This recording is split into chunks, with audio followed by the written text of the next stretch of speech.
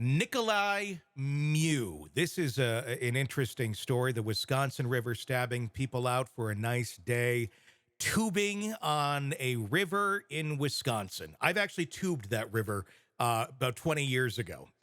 It's a lovely place. It's not the place that you think, hey, let's go and stab some people today, or let's go and attack somebody who's looking for their phone or their goggles. But that is exactly what happened. And in the fog of all of that chaos is where we land with Nicolae Miu being on trial for first-degree intentional homicide in the state of Wisconsin. Joining me to discuss, Eric Faddis, former prosecutor and defense attorney. We've all watched the video.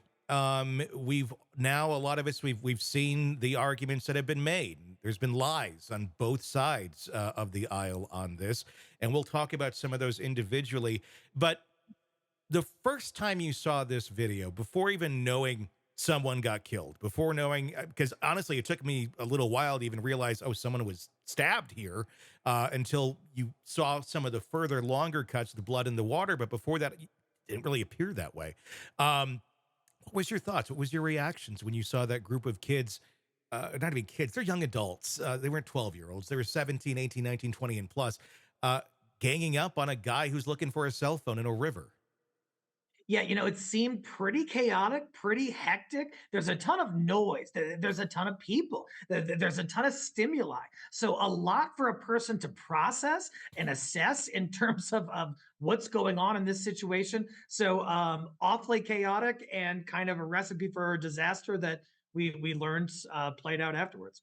After watching it, I've watched it so many times now, and I'm just always taken aback by the mob mentality and kind of that gang mentality that all these young adults had going up to that man. I mean, he did not approach them trying to attack them, and that's clearly on the video. He's trying to communicate. He's looking for a phone, and then they start just being petulant idiots, screaming at him that he's a predator and he's looking for little girls. I mean, it just like the most vile of things you could say to someone that has nothing to do with what he's doing at all. And then they physically assault him. Is it that unreasonable when you get pushed to the ground by a mob of young adult males who probably could outpower you? The guy's in his 50s and he has a heart condition, and they're all ganging up, but there doesn't seem to be anybody stopping any of this to decide I need to defend myself. Yeah, I mean, the real question, especially legally, is whether Nicolae Miu had a reasonable fear of imminent bodily harm or death under those circumstances, and you've got to kind of lean towards that position when you're watching the video, and things are getting violent, and he's outnumbered, and like you said, these. Younger folks are intoxicated. It seems pretty apparent from the video that they're holding beers and that kind of thing. And the most significant factor to me is the water. He doesn't have good footing. He's pushed to the ground. Mm-hmm. I think there's a concern that he could drown if he's not, doesn't get the heck beat out of him by these folks. So yeah, a lot of fears going on. Well, and it's not a crazy thought. If you're in that position and you're being mobbed by all of these people, it is fairly shallow water. There are rocks everywhere.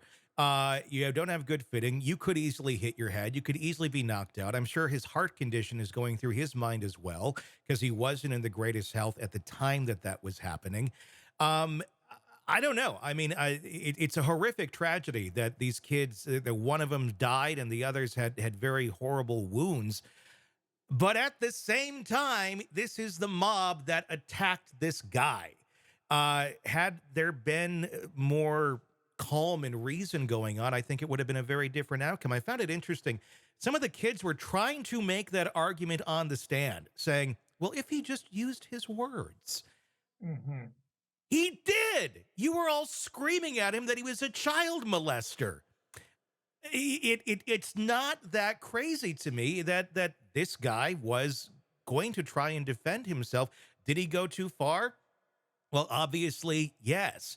But at the same point, he was concerned for his life, and it's not uncommon. We have heard stories of mobs of kids killing adults these stories happen all the time. So I'm imagining in that fog of war, when you have this traumatic event going on, you're kind of blindsided trying to think of survival, and all of those thoughts are going through your mind like, hey, this could be me.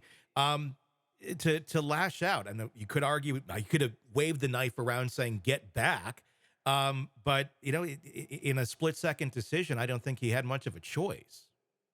Yes, super hectic scenario there. He's outnumbered. It's clearly getting violent, and that's a problem that Nicolae Miu, I'm sure, realized in the moment. And there's a principle in the law that essentially says if you start a fight, you don't get to complain about what happened to you during that fight. And that's something the defense is bringing up, is that look, these drunken youngsters were essentially the initial aggressors. They were the ones who started this, and so now they're complaining on the stand about everything that happened, and their injuries are certainly regrettable. But I think a lot of folks are saying, "Hey, y'all started this." Hey, thanks for checking out the video. Be sure to follow us wherever you download podcasts, and especially Apple Podcasts, where you can get advanced episode and premium content on our premium channel right there. Also, be sure to follow us on social media so you don't miss any breaking updates on the stories that matter to you most. We're on TikTok, X, Instagram, Facebook. Just search Hidden Killers Podcast with Tony Brueski, and you'll find us right there. Again, thanks for watching.